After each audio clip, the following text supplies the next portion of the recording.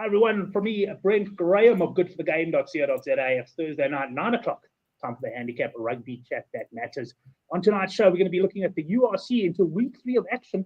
And we'll touch on the NPC. Why are we doing that? Well, look who returns, the Moss Man. He's back. He, of course, focuses on his URC, but also on his NPC. We'll get that. And, of course, I'm joined in the studio by the Oracle as well. The Moss Man is running a little bit late, or he did say he was likely to run late. He had some lifts. He's, of course, in Auckland, New Zealand. He had some lifts to do. He had to lift his kid to school. And that means Oracle and I have got the start of the show to ourselves. Oracle, I'm sitting here in my dining room. I was kicked out of the study today. I had a lot of calls to make. How are you doing, mate? I'm good, thanks, Brent. But I do remember this. This is the chap that had that grand piano and that wife that walked behind the couch and sort of muttered to him. I remember him, the New Zealander. I'm looking forward to this chat. Yeah, I must say I get a lot of I've got a lot of emails. You know, people who respond to my newsletter actually and ask what's happened to Nathan. Will Nathan be back? So yeah, I think there'll be a lot of guys happy to see him. But before we get stuck into things, we've already got a few boys joining us on the live show. Farid saying, "Good evening, Mana. Bokke did the business." Yes, Farid, they certainly did. Peter Paul, welcome to you, mate. And 2M Systems, Nanse Manera, which, Farid spoke English there, but 2M Systems is fully into Afrikaans. Good night, Misters, Manera, Mana. I suppose very much the same as what Farid said there. Yeah, I guess before we get into URC, last week, big win for the Boks against Argentina. You watched the game, of course. Were you impressed? I was, Brent, and I think the most impressive to me was, you know, I don't remember exactly what the comment was that I made last week, if even I did make a comment about the discipline. So the Argentinians come into that game, not a single yellow card, not a single red card. This is their best disciplined season ever. I mean, you and I, we've watched them since 2011 or 2012 or whatever it is. They used to, like, you could almost take that they'd get a red card with almost racing certainty that yes, if you lost your money, you were in the race. You weren't like left out. And they get to Nelspruit and suddenly they've left their report card or their report on how well they've done disciplinary on a disciplinary issue, and they get 2 yellow cards and a red card. It's a pity, though, that red card was so late in the end of the game. We didn't see the benefit of it. And when I say the benefit of it, I've been an advocate for, you know, don't punish the game, punish the player. I've been talking about this for years. And I really like the system. But, you know, if somebody gets a red card after the 60th minute or close to the 60th minute, it doesn't really have the impact that it does. You'll remember that game, the Rebels played the Sharks. It was 9-9. 9-9 back in 2017 or 2016. Biggest spread betting loss of my life. I chased at halftime on overs on shirts on that game. Biggest spread betting loss of my life. In fact, might have been the last time I spread bet. That's how bad it was. Yeah, but you'll remember that the Sharks guy got the red card. No, sorry. The handicap that day was 18. And the Ikes at the office said to me, "What are you doing?" And I said, "I'm going Rebels plus 18. And they said, "Why?" I said, "It's too high. Too high, whatever. Just too high." And the Sharks side got the red card, I think, in the 9th minute. And then that gingerhead character from New Zealand got the red card in like the 68th or whatever minute. The reality is they're both red cards, but they have different values in the game because a red card at 9 minutes and a red card at 63 minutes are vastly different. They're not the same. Yes, they're the same on paper, but they're not the same. And, you know, World Rugby, and I've been an advocate for it, and I know they trialled it with Varsity Cup, punish the player, not the game. And that game was, in particular, I was very irritated. In fact, a lot of Sharks players Sharks supporters were irritated. Living in Durban at the time, they weren't happy that the game had been messed up with these 2 red cards. So when I watched the Argentinians implode, I'd like to say, not explode, implode, I was disappointed. And I think they realized they couldn't win the game. You know, South Africa were far better. So well done to everybody that backed South Africa. I had a small bet on Argentina to win the game. At a plus bet as well, lost there. Interestingly, the only game I got right was the Lions game. And it's the game I actually bothered to go out and find out the strength of the team. Thanks to my Bluttersgroen. I went to my mate in Ireland and I said, this Ulster team that come into South Africa, are they any good? And he said to me, yeah, it's a good team on paper, but they're not playing very well. And yeah, he wasn't surprised that the Lions won the game. And for me, it was the Lions were good. So yeah, the game I was worried about was the game that I got right. Yeah, it often works that way, man. But I want to just bring in Shane's comment here because I don't know what he means here. It says, ask Oracle, does he know the record Scott Walker? The old man is back again. You know it, Oracle? I do not know who Scott Walker is. Shane, I'd like to. I hate to admit. But I hate to admit I can't answer a question, especially a rugby question. I'm very good with my general knowledge and my understanding of rugby. I'm not convinced that's a rugby question. I'm not convinced that's a rugby question. I'm wondering if there's a song called "The Old Man Is Back Again." What do you think? Is he next to a river? The old man that next to a river. I don't know. Anyway, let's start talking. We will hopefully Nathan will join us soon. Hopefully, as we caught up in New Zealand, rush hour traffic. But let's go into the URC, Gav. We got 8 games to get through of the URC, and the first up on a Friday night, it's Cardiff plus 6.5 against Glasgow, of course, the defending champions. We've got a points line here of 47.5. Now, yeah, I must say, I handicapped all 8 games, and I was totally shocked when the bookmakers came out within 2 points of me. I thought, the early stages of the competition, I thought we'd have quite a big difference of opinion, but not seeing a lot of value in these handicaps. But what do you make here? Cardiff at home plus 6.5. This is the game that I said last week. Take the plus team, and they were plus 2.5 against the other Welsh team, if I remember correctly. Just repeat that. I think it was plus 2.5. They played Scarlets, I think, last week. I'm just getting up the. Excuse me, I'm just getting up the last. Just while you're looking for that, just David, Mossman just running a little bit late at the moment, and Sean also joining us. So good to have you on the show there, man. Fareed saying Glasgow should make the cap. Cardiff still looked average. I've looked at conditions here, Gav. I can tell you it looks reasonable. I'm not of the opinion that they look average. I was impressed with that when I watched that game. This was the plus that I liked. I just home. I know. You know what? It's funny because I'm like, don't back the Welsh. They're the worst of the countries playing in this tournament. But how do you feel when you get 2 Welsh teams playing? You've called a plus. I don't know. I just like it. I think 6.5 is enough. And again, it's one of those games, Brent, where the handicap 6. Take the board. You're going to get 8, 15, 16, 18 to 10. I'm happy with Cardiff on the board here. They're at home, and I know it's the defending champions, and I know how they won the tournament last year. Yeah, I'm a small board punter here on Cardiff. I think it's good enough. They got over the line last week where they were the plus team. They won comfortably. I say comfortably, it was 8 or 9 points, but I was happy with what I saw. So I'm a plus punter here. Sorry, I'm a board punter on the plus team. The plus team, 90. 100%. You're taking the underdog here. I'm not very confident, though, I must say. I'm sorry, Brent. I just want to point out something else. And I don't know how you feel about this, but when Super Rugby started, we weren't betting in South Africa. It was in the mid-90s. And when we started getting into pricing up these games, and I was one of the first in the country in 1999, 2000, pricing these games up, it was easy to understand what was going on because we had data. We had 4, 5, 6 years of data. This it's been Pro 12, Pro 14, Pro 16. Now we had URC. We don't know exactly what's going on in this tournament, and it's very difficult to look at a handicap. I used to be able to look at a Super Rugby handicap on a Thursday night and go, this team should be plus 6 and they plus 9, or this team should be minus 5 and they minus 12.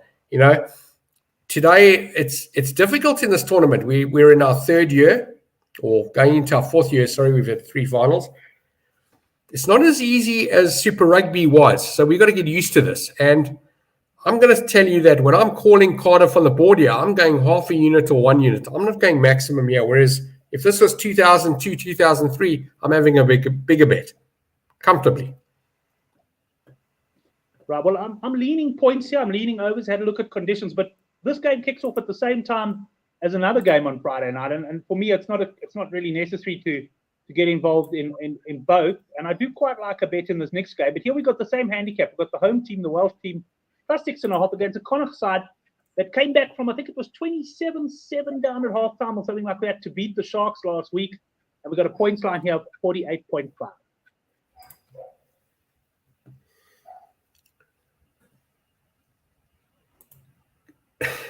So I watched that game. That first half was absolute. Oh, sorry. I've got one more thing to say against Supersport. I know I keep ranting on about other stuff, Brent, but geez, like, why are they putting the Stormers and the Sharks on at the same time? What's all that about?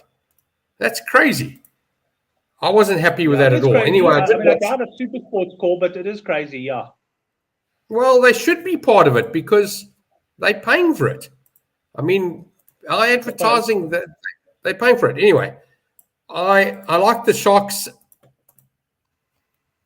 I like the Sharks in that game, and I was disappointed in how they finished it. But geez, absolutely. Connacht. Another guy asked me today, what do I like? I said, you've got to go Connacht here against Scarlets. Yeah. Connacht minus for me. Connacht on the minus. I like total points here, 48.5. Conditions look like they're going to be pretty good. Connacht have played in a couple of high-scoring games already, and I do like the points here. I think this is going to be a points flowing in this one. I'm going over 48.5. By the way, when Mossman comes in, assuming that he does make it, and we'll obviously go back to his games. He'll definitely make it. Yeah, no, I'm sure he will. Lions minus 8.5 against Edinburgh. This is, of course, now on Saturday, Gav. Conditions should be good for this game. The Lions team did well against Ulster last week. And for me, there's a standout here. I'm not going to say what it is just yet, but what are your views on this game? Double digits for me. I think the Bulls were poor against this Edinburgh team. I like the Lions here. And yes, it sounds a bit biased, but geez, they dismantled that Ulster team properly. In fact, if you watch that first, I'm not going to say 40 minutes, you watch the first 60 minutes of that game, Brent, Ulster were barely in the Lions' half. The fact that they scored points was impressive. Yeah, I like the Lions team. They look confident. I did suggest both the Lions and the Sharks would come back after that Currie Cup result. Yeah, the Sharks did in the first half. They didn't complete it in the second half. But yeah, no, I'm a double digits minus punt on the Lions. And I'm going to suggest that this Edinburgh team could be a bit tired after a couple of weeks at play in South Africa. That I wouldn't be surprised if the minus 20, 20 plus wins here. Lions win this game. I wouldn't go on the points though. I'd be wary of Edinburgh points. I'd be a buyer of Lions points. So at 51 minus 8, 43 is 22, 30. Yeah, Lions score more than 30 here. I'm guessing it's probably 30 or 31, something like that. Could even be 29. So around 30, I'm a Lions over punter. I say they get the bonus point, their 5-point win. Yeah, I'm a Lions punter. Yeah. There's no evidence for me that Edinburgh beat a weakened Bulls team. So yeah, I'm not a weakened Bulls team. Sorry, the Bulls, They lost to the Bulls. Yeah, they beat the Handicap. Yeah. Sorry, that's what I meant. They beat the Handicap. They beat the Handicap, and for me, the Bulls were poor. They really were poor. I don't think they beat a team that was playing at what we expected them to play at. Yeah, okay. Fair enough. I think I'm with Johan on this game. Lions and points. I'm definitely looking at the points line. I'm quite confident this 51.5 is going to move. This points line at poker bet. One of the few, I don't know many bookies that have come out early, but this could be one again, guys. I mean, last week I was on the overs in the bot game. Thankfully, I got the early value because by the time it started with 56.5, I was on 51.5 and it ended on 55. So if I'd been late to the party there, I would have lost. So it was good to grab that. Guys, I think this line will definitely move. I was disappointed in Edinburgh last week. I was on their points. I thought they were really poor against the Bulls. I do expect an They improvement. were, but the Bulls were also poor, Brent. No, the Bulls were poor as well. It was a poor game generally. And I mean, Ulster, I thought the Lions were impressive. Ulster, I must tell you, they cost me the newsletter accumulator last week. We had 10-1. And it wasn't the last leg, but it was, I think, third leg of 4. And I mean, I needed them to get 25 points. I think they ended on 22. But disappointing. But I'm telling you, if I had to pick a best bet right now, I would definitely take the overs there on 51.5. Fareed has said Edinburgh, a small plus for him. I do also fancy Fareed a better performance from Edinburgh, but I'm going to look at points here. I'm not even going to worry about the handicap. Okay, let's move on to the Bulls up against Ulster. We got minus 13.5 Bulls. And I think you're going to tell me this could be 20. No, I'm going to tell you this Ulster team, as bad as they were against the Lions, they can win this game. What are we talking about? 4-5-1. I'm a small Ulster on the board punter here. And I'll tell you, the Bulls are so disappointing last week, Brent. And I'm going to say that this Ulster team can win. They've learned something from last week. And the Lions are better than the Bulls. I know that everyone thinks the Bulls are better, but they're not better. The Lions are better than the Bulls. This is big. Take the plus here if you're worried, but take Ulster to win this game. They can win this game. And I'm going to say that they're going to win this game. I'm an Ulster on the board punter here. Small, but I'm on them. Okay, confident call by the Oracle there. Just talking about this point. But hold on. That's a surprising call for you, right? You didn't expect that. Yeah, I didn't expect it. Although, as I was saying it, I did remember your comments about Ulster last week that you weren't impressed with them. So then, sorry, that the Bulls last week that you weren't impressed with them. Yes, no, the Bulls were terrible. They were really terrible. Yeah, agreed. They weren't impressive last week. 55.5 points. I think the bookies have got this one about right. I won't be rushing into that. I do suspect 55-13. I love doing this calculation. Sorry, 55-13. It's 42-21. I'm going to tell you, go over 21 on Ulster here. Ulster score more than 21 points in this game. Yeah, I would say I would like the Ulster overs here as well. Let me down a bit last week, but I'm almost thinking that the guys go home after this. They can put everything out there in this game. Cap is too high, says Fareed, but not on the board for Ulster. So he reckons just take the cap there. And we're gonna move on. Let's find the next game. We are a little bit in danger of getting through the URC before Mossman joins us, and you and I are definitely not going to talk about the NPC. So we're going to look at Benetton plus 13.5 against Leinster and points 53.5. Also, conditions to me, well, when I looked at the weather forecast for this one, look reasonable. Brent, I was a Benetton punter last week, and I was full of confidence. But I'm going to tell you, there's absolutely no chance. This team looked like absolute rubbish as well. My gosh, no. This is under Benetton points, so 53 minus 13 is 20. They won't score 20 points against Leinster. That's number one. And Leinster probably beat this handicap, and they could actually win this game by 30. So I'm a under Benetton punter here. I'm not happy with what I saw last week. Small again, I haven't found my feet in this tournament yet. In fact, I got 4 out of 5 wrong last week on my calls. So yeah, for me, Benetton under points here. All over the place. They're not on the field. Fareed, they're all over the place in the change room and the shop and everywhere else. There's no confidence from here. In any other given season or week, I would have gone happily plus 13 here. But in this tournament, in this game fixture, I'm not interested. I don't even care if this is an E team for Leinster. This 13 is not enough. Really isn't. They're not going to score anything. The Oracle is informed, says Dan. He's going over the Fareed says, and a bit tongue-in-cheek here, he says Leinster's resting players for the next Rugby World Cup.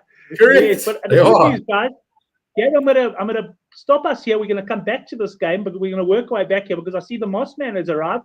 He's got his child dropping duties out the way. Mossman, great to have you back on the show, man. Welcome. There's the grand piano I told you about. Yeah, that's the one. He promised to play it for us, Gav.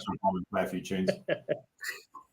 And Nathan, first of all, we'll jump back to the first URC game. But how things been going from you punting wise? I know you internationals. You said you were going to take it a bit easy. I assume though you've been punting NPC and URC. I have, yeah. It's been I was going to call it an off season. I suppose it's not really an off season, but it's been interesting. I think when I got to the end of the last Northern Hemisphere season, I sort of started thinking about how I could scale up what I was doing. Obviously, if anybody that sort of wins for an extended period of time knows that eventually you'll get limited or cut off in a few places. Which definitely happened to me. So it was actually interesting because I reached out to a guy who does kind of educational content, has a podcast, has a website, and I sort of said to him, I haven't seen any content from you about people that move. So in American sports, they talk about moving, people who can book action on behalf of others, that sort of thing. And he said, it's quite an advanced topic. It's probably not for the audience, but he said, I work with a group, like a syndicate who are in this kind of space, and I can introduce you. So like I had a call with this guy, had a call with this other group, so sort of got involved with a syndicate basically. So that's been interesting because it's a totally different style of operation. And trying to scale up what you're doing there. So it's been really interesting. Obviously, just seeing a whole different side of the business, really, of the industry. Okay, very interesting. What we're going to do, Nathan, I'm just going to jump back on the URC games, and you can share your views, and then we'll bring Oracle back in when we get back to the Benetton game. We've got 2 games Friday night, South African time. Cardiff +6.5 against Glasgow, the defending champs.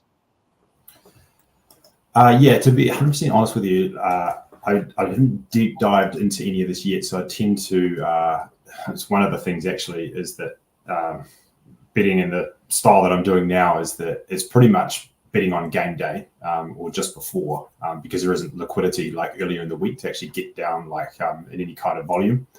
So I tend to leave things late. So I haven't done anything as yet. I haven't run a whole bunch of numbers, which is obviously part of the process. What would I do here? I tell you what, I'll go Oracle style and I'll just shoot from the hip then, without any form of real analysis behind it. I'll just come at you. So this I might lean towards Cardiff in this one. Right. Well, I can tell you, Oracle, and I'll bring you back in now. Oracle actually he had a similar view. He wasn't overly confident on the game, but he sort of went actually Cardiff on the board here might be the value play. Gav, you got something to add there? I was just going to say, I'm enjoying the fact that Mr. Piano Man over here enjoys my lack of research. There's a little bit of research, Nathan. It's not zero. I definitely do look at something. But I was going to say that don't worry about coming on the show not having researched something, because I know that a lot of punters out there, and I'll invite the comments here to say, how do you feel when somebody asks you, if you see somebody asked a question on a bet and they don't have the research? In other words, I'm really interested to know how you feel off the bat. When you see something, does it look right? Does it look wrong? How do you feel? So I think that's very important. So don't worry about not having done any homework on this. I think the punters are really interested to know what a successful punter feels when he sees a price. That's me.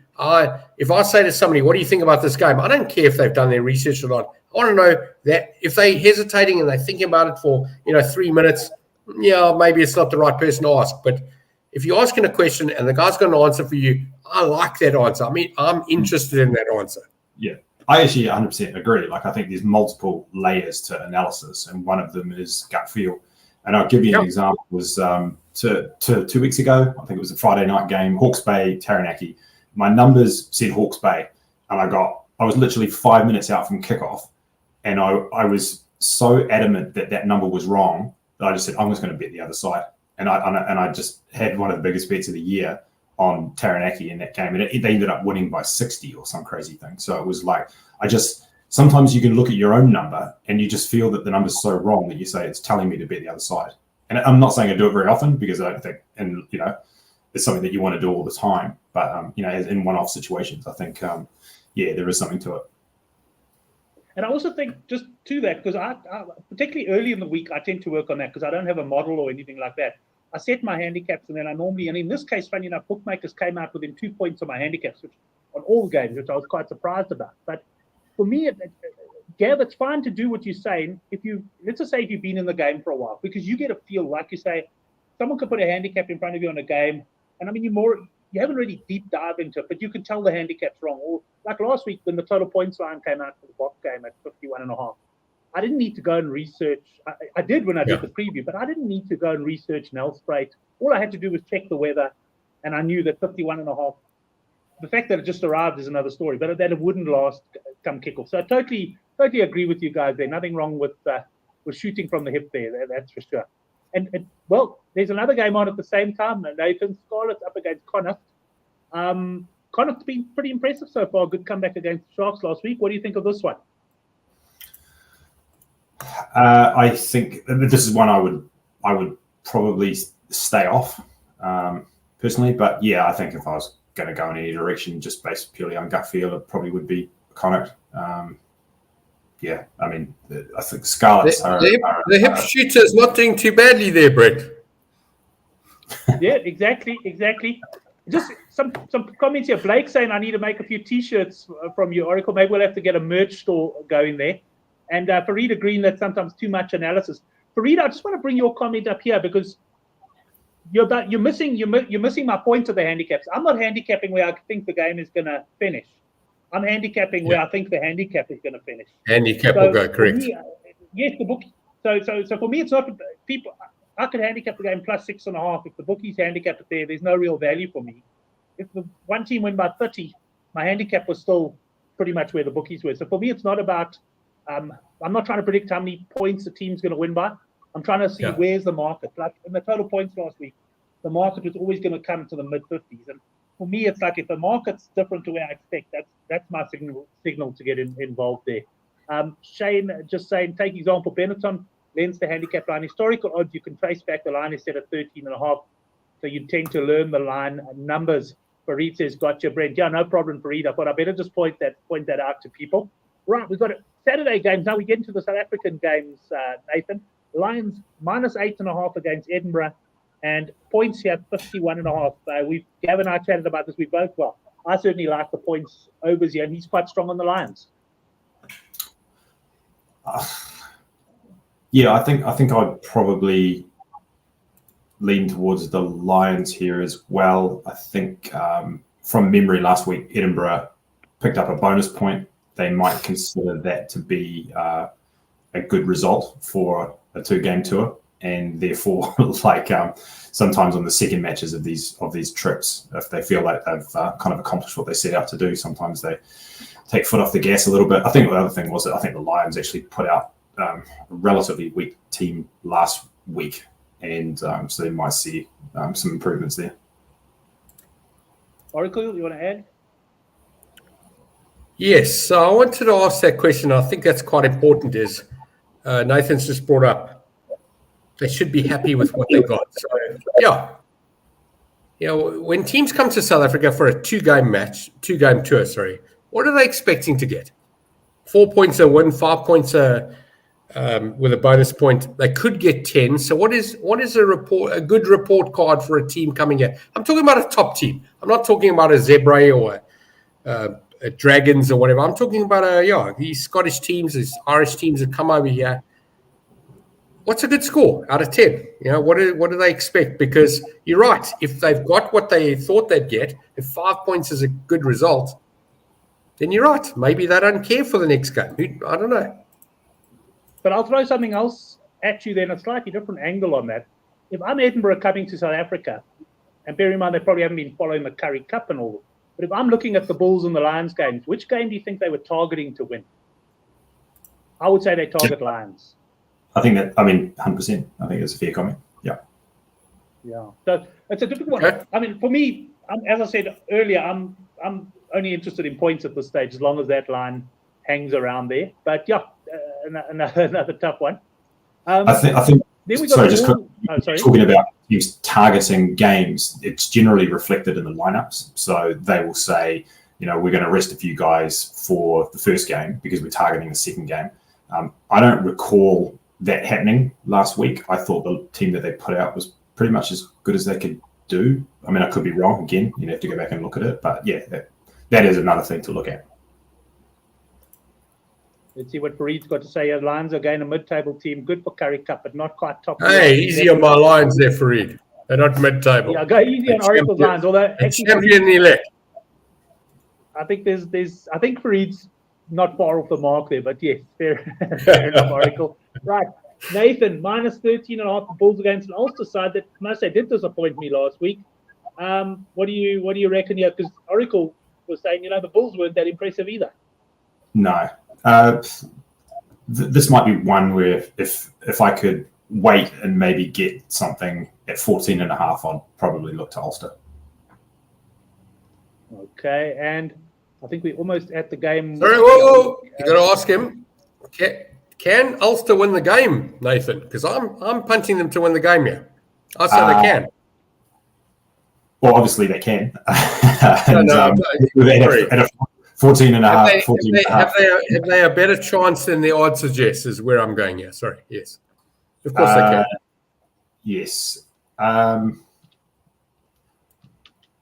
Yeah, I can't really answer that, to be honest. I don't have a strong feel for that. But I think 14.5 handicap or 13.5. I think you're talking about a team in that situation probably wins maybe 10% of the time, something like that. Yeah, maybe less. You'd have to do the maths. So if you think that there's a 15% chance of them winning this game, then yeah, that's a good bet. Gav, I'm going to just quickly look at something. I don't know if we've got alternate caps yet, but I'm going to pose that same question. I know where you're going with this, and remember we spoke about Argentina, South Africa in Argentina, and you were saying, would you rather? Yep. He's gone. We lost him. He's coming back. He said, but he did say that you knew where he was going with this. So so last week we looked at. He's back. Yeah, we looked at the game where. Was it Argentina at home, Brent? I can't remember. Yes, Argentina at home, and you said they had a chance of winning, and they were 7-2. And if you wanted to take the same bet on the other side of the handicap was 10. South Africa minus 25.5, and you said I'd far rather have the 7-2 about an Argentina. As a matter of interest, I wanted to just have a look at this game and see if I can get an alternative. Yeah, so the difference here would be Ulster winning the game on the board at a 13-point handicap. And yeah. The only thing is the bookies haven't priced up all the alternate caps, so I can't. Yeah, I know. So that would be a minus 26 or a minus 25, and I think you're going to see quite a big difference in price. So what is the money line in this game? I actually don't have it in front of me. 13 must be 13 must be about 4, 9-2. Sorry, 4.5. So also we're playing 550 in decimal. Yeah. So, yes. Yeah, 9-2. Correct. Yeah. Okay. Sorry, guys, so that's playing up. So my math is a little bit off there. I mean, obviously it's juiced. That's implies that there's probably maybe a 15% chance. So what did I say? 10? Not too far away. No, 9-2. No, 5.5 would be 18%. Yeah. It is 18, but it's juiced, right? So it's not like that includes VIG. So it's not like giving you a true probability. It's probably going to go the other way. Okay, guys. Yeah. Sorry, I keep popping off my Wi-Fi's playing up. But next game for you, Nathan, and then we'll get back onto the games that Oracle and I haven't discussed. Benetton plus 13.5 against Leinster. I think Leinster are a team where I think you actually do need to see the team sheet because we talked about it a lot last year. There's the ABC team. They rotate a lot. You're never quite sure what you're going to get until they bring it out. I would want to see that first before getting involved in this. Like if they do bring the A team, I think that's a cap that they can cover. But it gets really dicey once they start mixing the team up. The performances are really up and down. Yeah, and these team sheets come out very late in the URC. Tell me something. We'll get into NPC in a sec, but I mean, I know Super Rugby Wednesday afternoon. I think it was the team sheets come out. What's the story with the NPC? How far in advance does it come out? Yeah, it's coming out Thursday afternoons. So that's a new thing from this year. So they're all coming out at 2:00 in the afternoon, which is great. Like you've got some certainty about what's happening. The only variation on that is the teams that play what they call the Storm Week. So they play the Wednesday game. They'll come out on a Friday afternoon. So there's still some team sheets to come for this week. But in general, they're all there. Okay, let's go into the next game then. I just want to find it here. And we'll start with you, Oracle. But before I bring Oracle in on this game, there's a little black thing sticking out over my right shoulder, left as you guys look at it. Let's see if the guys in the live chat can figure out what that is sticking out there in front of the curtain. That Can I have a guess? Right. What's their prize, Brent? What's the prize? The prize is next week. I'll do the show on it. Is it an exocycle? It looks like maybe some sort of cycle. It is. I'll be interested to see if any of the guys would have gotten that. But Gab, Dragons plus 7.5 against the Sharks. Sharks to win to 0. You can take minus 7.5 Sharks all day long as your money lasts. This is best bet of the week. This is the best bet. Don't have to ask me later. Sharks minus. They had a great start against Connacht last week. Yes, they failed. I'm not too worried about that. I was impressed with what they did in the first half. And honestly, this is a team that won the Currie Cup. It's a decent team. They shouldn't have lost last week's game. And this Dragons team, what did I call last week? I said go under Dragons points. Was I right? Of course I was right. This team is just absolute rubbish. I'm sorry. Sharks minus. You can take any bet here. Dragons will not feature in the betting in the activity in this game. They're rubbish. It's just a race over. Pay the punters. Sharks by plenty. Pick your number. Right, Nathan. I'm sure you don't have quite the same confidence as the Oracle in this game. You might be more confident. Who knows? We'll hear. I just thought it was interesting that I obviously didn't see the Sharks game last week. So they did Connacht come back from a big deficit or something. So that's right. Yeah. Because all I saw was that the Sharks, they kicked an 80th minute penalty, I think, to try and get a bonus point, which actually took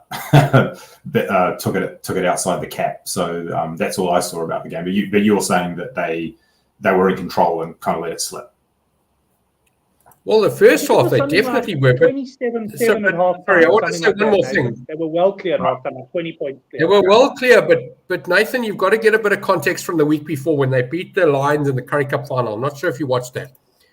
But they were down for most of that game and got up with a 60-meter or 50 or whatever, 58-meter kick from an ex-Lion. So they went on this tour with confidence. There's no doubt. They were confident. And with a first half start like they had, they should not have lost that game. They threw it away, but they're now up against arguably the worst team in this competition.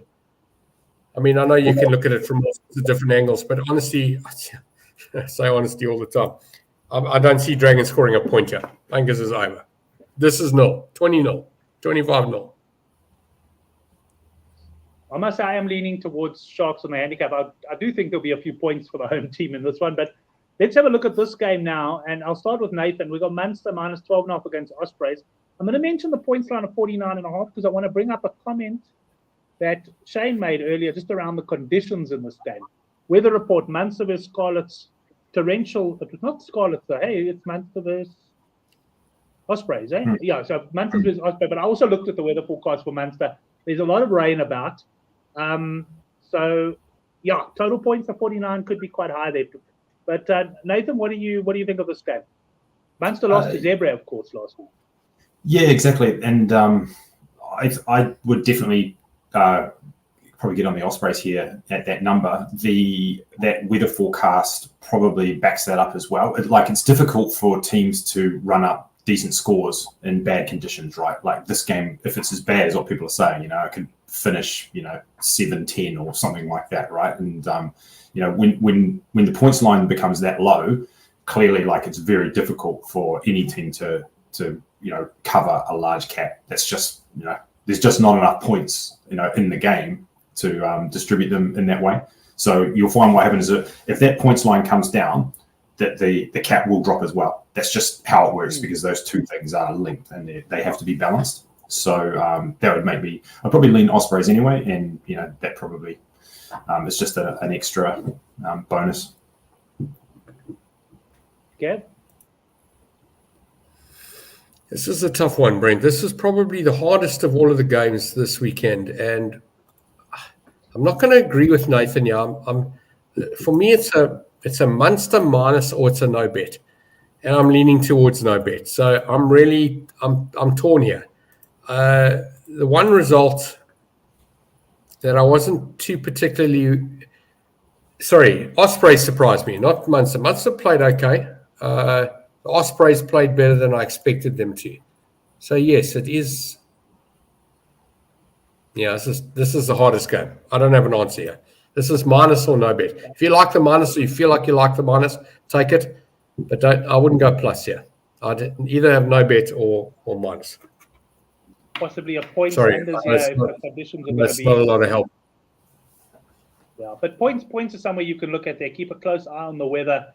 This is one of the few games that has got bad weather forecast for the weekend. I think we've got one game left, and it involves the South African team. Gavin, I'll start with you.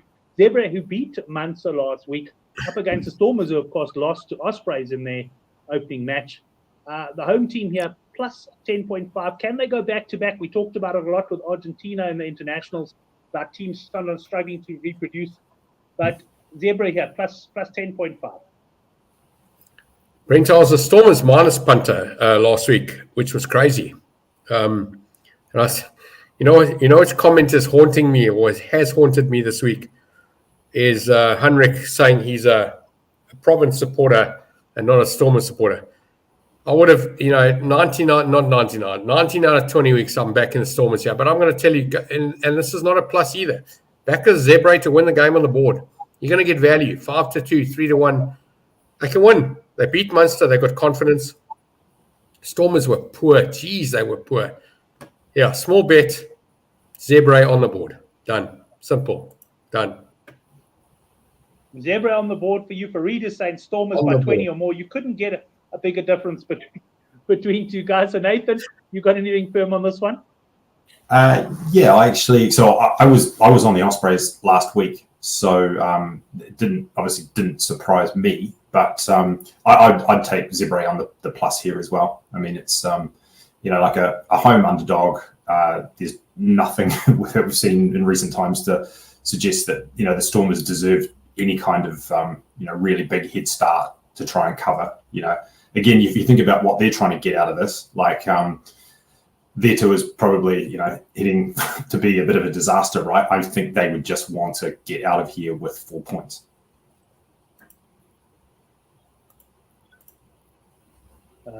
QM system saying Zebra's got their quota for the season. But that brings us into NPC now.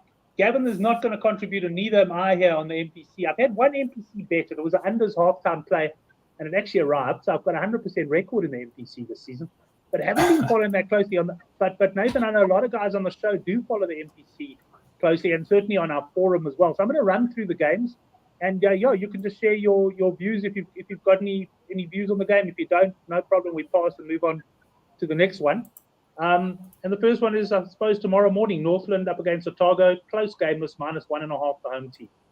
Yeah, this is going to be a bit of a whirlwind round because I actually do have a hard stop. I need to get out of here in a couple of minutes. Sorry, I should have let you know that. No problem. Yeah, we'll whip through very quickly. Yeah, we'll go quick. So I'm hoping that this drops a little bit lower because I think people will probably back Otago. They'll say, "Oh, Otago's still got something to play for. They can make the quarterfinals." If that line comes down, if I could get 17.5 against Counties. Just going to say, if I could get Northland something close to pick 'em, I'll take Northland. This one, yeah, I'm a little bit unsure about this one. I think Counties probably, they need the bonus point, so they'll go all out. So it's probably Counties.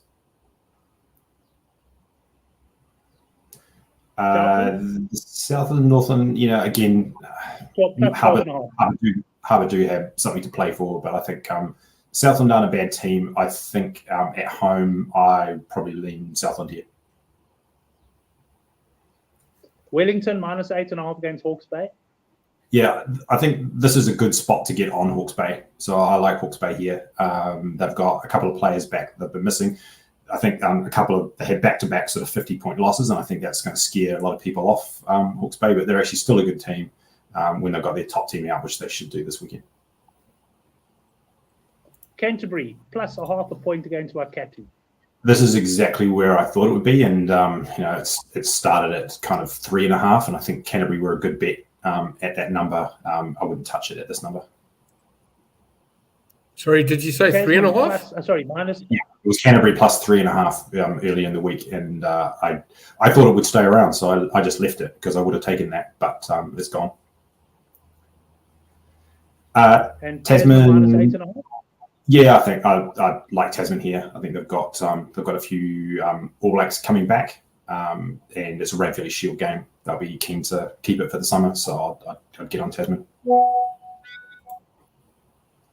And then the final game, Auckland plus 7.5. So this is someone who doesn't follow the NPC. I would have expected Auckland to be favourites at home, but I do watch the breakdown, and they've obviously had a terrible season.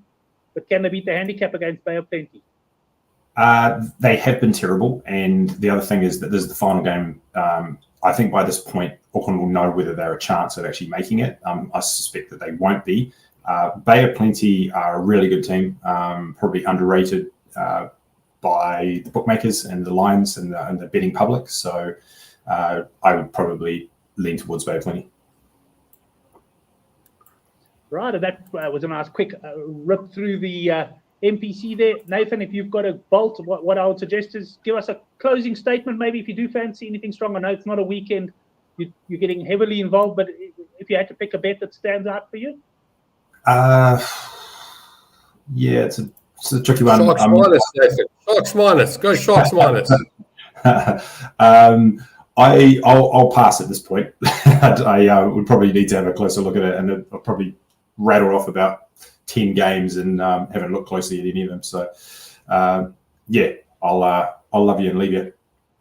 100%, man. Nathan, good to have you back on, mate. We'll be in touch. Yes. I know, as I say, I was telling Gavin, quite a lot of guys, I get quite a few emails when I send my newsletter out, and guys reply and say, when's Nathan coming back on the show? So, yeah, very good to have you back on, and we'll be in touch. Thanks a lot for coming on. Yes, guys. See ya. Sure. Thanks very much, Nathan. Mark Dumpy coming in later evening. Or Mark, good to have you on the show, mate. I hope all is well with you. I'm sure you like the top. And comments here on that, we have to push through it. Stormers a Bay of Plenty for him, for me, says for. Yeah, yourself then. Obviously, best bet on the weekend for you. Brent, I think it's as easy as Sharks minus and Lions minus. Those Sharks are minus and Lions minus. Okay, I'm just going to skip. I'll obviously send my newsletter out. I must say it's a weekend. I'm not particularly strong. Brent's gone. Yeah, I think he's coming back, but I'm not much of a presenter haven't been for.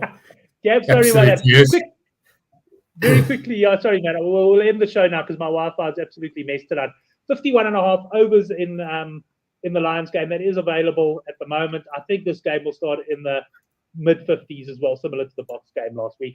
Thanks to all the guys in the live chat. I'll quickly have a final look at comments. Johan, of course, we want to put your treble in there. Lions Edinburgh over 51.5. Ulster plus 14.5. Hawke's Bay plus 7.5. And yeah, Mark, I have been able, that's about the fourth time tonight. I don't know. My Wi-Fi has just been dropping me tonight. And Leicester Tigers to do the business in the Premiership. Well, thanks very much, guys. And let me turn to the Oracle and say, Oracle, thanks for coming on the show. Good to have you on. I was very pleased with Nathan joined us there because I was worried you and I were going to have to talk NPC. But yeah, have a good weekend. Anything else you're looking forward to?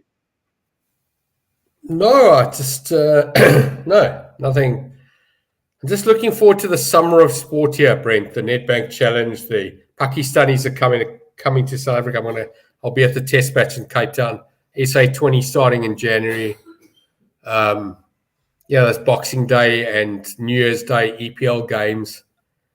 I put in my leave today. I'm just excited. Summer's great, and yeah, it just works nicely for us. And yeah, just excited to see the sun shining today, and I don't know. I just feel better in summer. I enjoy the European winter, June, July, with the British Open and the Tour de France and all of that stuff. But I like summer in South Africa, and yeah, looking forward to watching some sport and enjoying it. But nothing else this weekend, just the rugby, as we've discussed. Yeah, I like Lions minus, and I like Sharks. Yeah. I'll be watching a little bit of Alfred Daniel. Rory, he's 8 shots back, but they're all on different courses. So I'm hoping Rory has a bit of a run this week. But then I just want to mention that Daniel one? Rugby. Yeah, the Daniel. Yeah, so they played 3 courses for the first 3 rounds. Yeah, I remember that. Kings Barnes, and Kings Barnes, Carnoustie, and Sanan. But the thing I want to mention is the ladies rugby. I see South Africa play Australia this weekend, and South African rugby ladies have really been doing well. And then I saw the other day that Ireland beat New Zealand in a ladies game. Now, I asked on Twitter what was the handicap, because some guys were talking about it as a massive upset, and someone told me it was plus 42.5, and they won, I think it was 29-27. And the reason I mention this is because we've got a ladies World Cup coming up next year. Yeah. And Gav, it's harder and harder to get an edge over the bookmakers, because obviously the bookmakers, they're more and more clued up. If you look at soccer, you can hardly ever get a proper edge. Rugby, you can still get an edge with weather and team selections and stuff like that. But I'm saying ladies rugby, women's rugby could be the way to go for us punters. We should be starting to study now so that we're ready come the World Cup next year. What do you think? I'm 100% in agreement, but you said you watched the breakdown, and they discussed that game against Ireland. And it's almost like they were horrified. I didn't realize it was plus 40. I know they would have been a plus team, but it sounded quite a lot.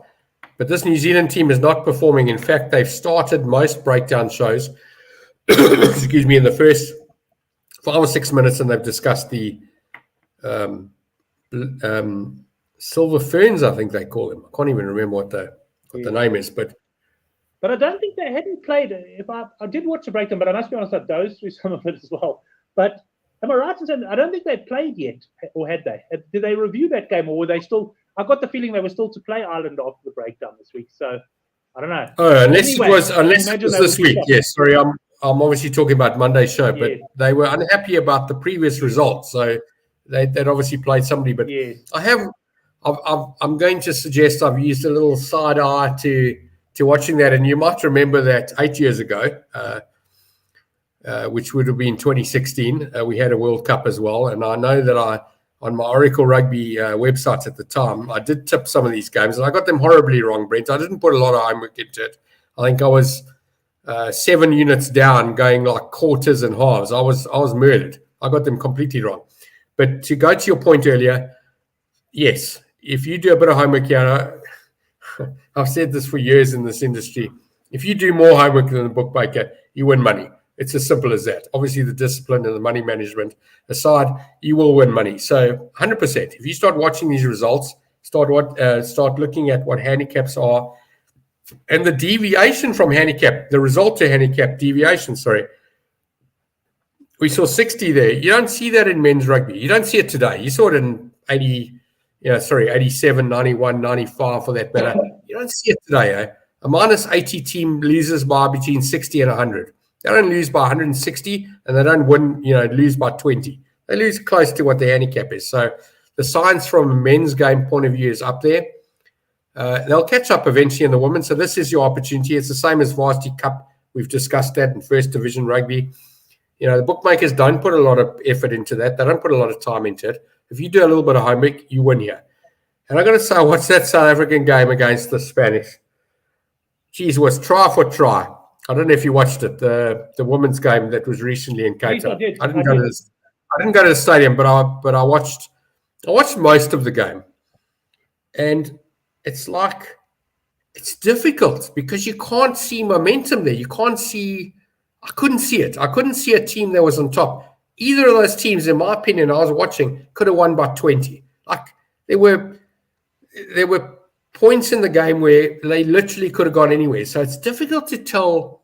I haven't watched a lot of women's rugby, so I'm probably a bad example. But from a price perspective and a results perspective, knowing that it's a year away or just over a year away, I'm interested. So yes, I will take some notice. But I will tell you this: if you want your account closed, Stick 10 grand on a women's game in rugby, your account will be closed. If you win, you're closed. So this is for fun. Don't think you're going to take 100 or 200 off a bookmaker on women's rugby. You've got absolutely no chance. I'm going to tell you, you've got no chance. No chance. This is 500 rand stuff, 200 rand stuff.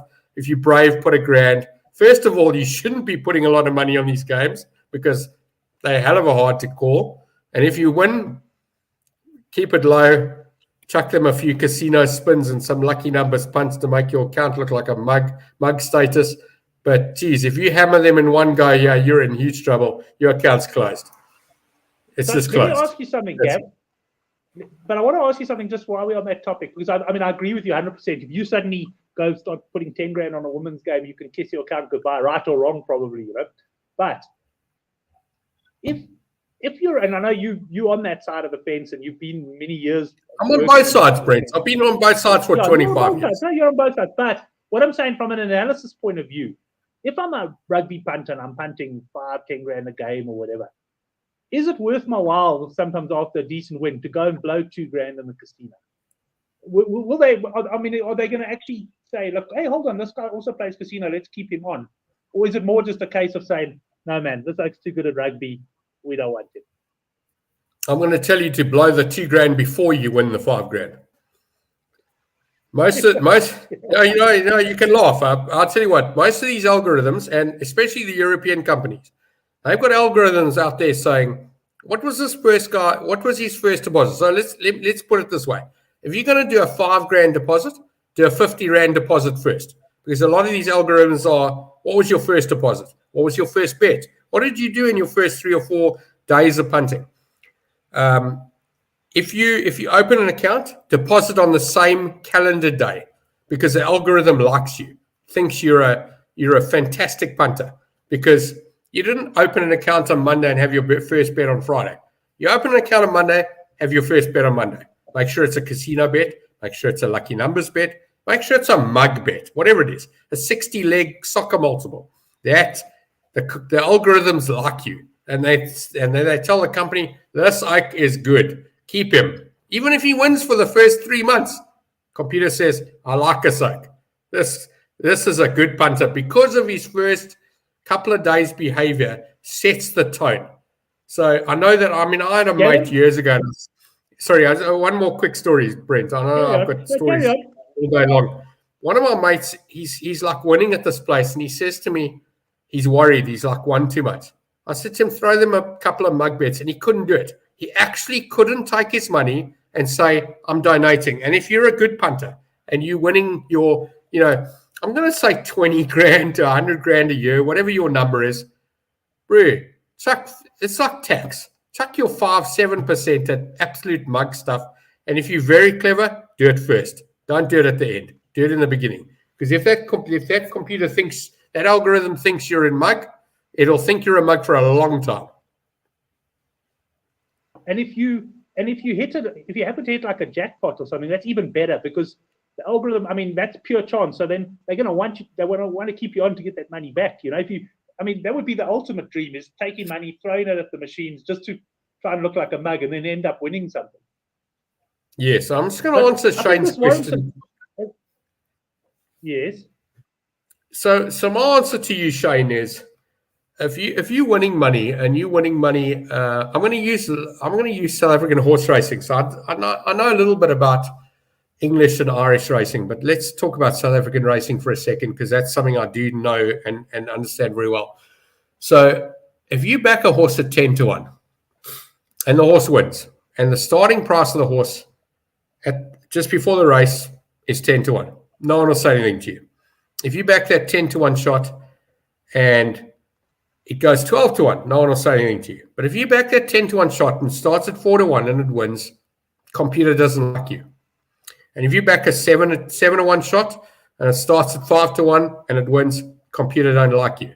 If you back an even money shot and it starts at 8 to 10, computer don't like you. So the horse racing punters, even the clever ones, and I've seen them in my time in this industry, the Oaks that win money, they take their bets as close to the starting price as they can get. So again, 14 to 10 starts 13 to 10, Yeah, it's slightly lower, no one cares. But if you back it at 14 to 10 and starts at 8 to 10, the algorithm says, not so good. And there's Brent gone again. But yeah, if you're going to win on legitimate prices, close to game time, you will carry on forever. I want to close you. If you're betting on legitimate prices that are not shortening, bookmakers don't like shortening price. They don't like you backing a price that shortens. They don't care if it drifts. They always want the edge. I mean, I guess that's the game. And if you're backing things that shorten over time, like I'll take that once again, going back to that Jolly Lions minus 10.5 in the semi-finals against the Cheetahs. I was big on the 10.5. The line moved to 15.5. I bet. But over time, if I keep betting like that, I will win Yeah, you're right. But I think this could be quite an interesting show. Maybe we should do a show one day on how to bet to try and not be banned. What do you think? Maybe an interesting one. Yes, but Brent, I've got something else to say, and I I had the conversation with friends of mine over the last. I'm going to say this conversation has lasted 3 weeks. Now, the guys are asking what's enough. Now, I'm retiring, planning to retire very soon. Now, my number's very low compared to what other people are saying. And I'm when we did that political compass, I'm a bottom left-hand corner. So I'm a heavy socialist and I'm a heavy left politically. So I read on Discovery's top 5 earners got 205 million rand. And I'm going like, what do you need more than R1 million in a year? You don't need 30, 50. What are you doing with the one guy, the top oak was 70 million. I'm going, what is he doing with the other 69 million? So I'm a bad example here, but I'd like to use that as a point of reference to this conversation. When you're betting with bookmakers, what's your intention? You want to win money. Okay, we all want to win money, but how much do you want to win? I saw Dunphy putting a comment on there. He can't get 100 grand. And I know bookmakers in South Africa. Never mind. Dunphy, don't worry. We'll have a chat. You'll be very amazed at my where I come from, and not where I come from, but where I'm thinking and how I operate. But yeah, anyway, to go back to your 100K. So the 100K, first of all, is I'm assuming it's euros. You're going to find a bookmaker that's going to lay you a 2 million rand bet in South African money.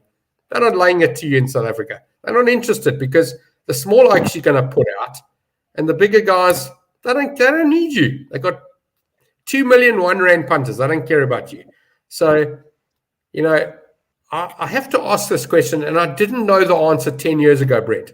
What are we betting for? For me, it's entertainment. I want to be able to make that 500 rand, 1,000 rand, 2 grand to pay for breakfast on Sunday morning. I don't want to close the account. I'm not trying to make 100 grand out of bookmakers. The days are gone when I had to pay school fees and I started every month minus. I got through those years. I'm okay now. I don't need to. In fact, I actually often say to my wife, sometimes I'm betting for the wrong reason. In fact, I think I've had the conversation with you, Brent. Sometimes I think I stick 2 grand on something and I think, why did I do that? I'm happy to put 100 rand on, 200 rand on. So for me, it's about fun. If you make a little bit of money, take your wife, your girlfriend, your husband, or whoever it is, take them out for lunch, buy them some flowers. But if you think you're going to be making, 100 grand, 200, 300, 400,000 you're just going to get limited. You're going to get irritated. You're going to want to take a oak out. What are you doing? Why are you, what's the purpose of that? If you make yourself in today's money in South African rand, and you can divide by 20 for the Dunphys of the world, if you make yourself, honestly, 20 grand a year, 30 grand a year, 1,000 rand a month, so 50 euros a month, that's decent, bro. What are you trying to do? You're gonna put out a small like. You're gonna get yourself limited that you're gonna be betting on your neighbor's name and your girlfriend's name and your cousin's name. I don't know. The professionals, there are professionals out there. I've met a few of the best in South Africa. And yeah, that's what they do. And they're betting through all sorts of people's different names. And they're betting on, they've got, my favorite is the guys that show up at the cash shops. And they pay the car guards to take the bet. And the oaks run in and take the bet at 6 different cashiers to get their 100 grand on as Mark said, they run out with their tickets. They get a commission if it wins. What are you doing? Most of us, we've got jobs. If you're a professional, sure. You're not even watching the show. You know what you're doing. I don't know. I've been ranting for a while. 100%. We'll call it quits there, but could make an interesting show. Sorry about my Wi-Fi there. I keep on disappearing. But Oracle, thanks a lot, mate. We'll stay. You're right. Let's do a show. Let's do a show. Yeah. It'll be a good show. Thanks, everyone. We'll see you next week, Thursday, for the Handicap Rugby.